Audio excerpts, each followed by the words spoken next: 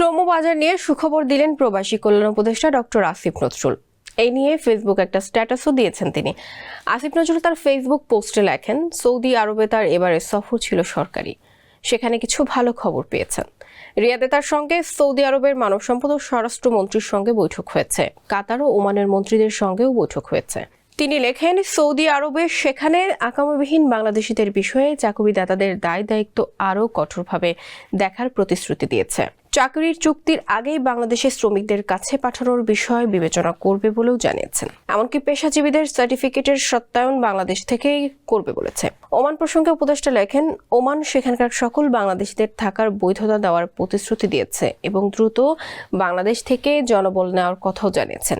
তিনি বলেন, কাতারও নানা প্রতিশ্রুতি দিয়েছেন। State University of Bangladesh. Admission going on. Please confirm your seat for spring 2025. Asif Nazrul লেখেন, এখন পর্যন্ত সব প্রতিশ্রুতি, তবে সেগুলো আন্তরিক মনে হয়েছে, ফলে এসব বিষয়গুলো অগ্রগতির জন্য ফলো আপ করার কথাও জানিয়েছেন এই উপদেষ্টা। তিনি লেখেন, প্রবাসে কেউ কেউ বিমান ভাড়া নিয়ে অভিযোগ করেছেন, এটা তার মন্ত্রণালয়ের বিষয় না, তবুও তিনি বিমান কর্তৃপক্ষের সঙ্গে 2-1 দিনের মধ্যে বসবেন বলে জানান।